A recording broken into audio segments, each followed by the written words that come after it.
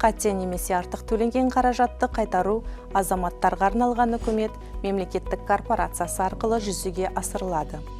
Ол үшін мемлекеттік корпорацияға қағаз түрінде өтініш беру қажет. Егер өтінішті дербес төлеуші ретінде берсеңіз, өтініш үлгі бойынша толтырылады. Ал жұмыс беруші арқылы берілген жағдайда қызметкердің қаражатын қайтаруға берген келісімі қоса тіркелуі тиіс. Мемлекеттік корпорацияның мекен-жайлары мен өтініш үлгілерін әлеуметтік медициналық сақтандыру қорының ресми сайтында қолжетімді. Қаражат өтініш берілген күннен бастап 15 жұмыс күні ішінде қайтарылады.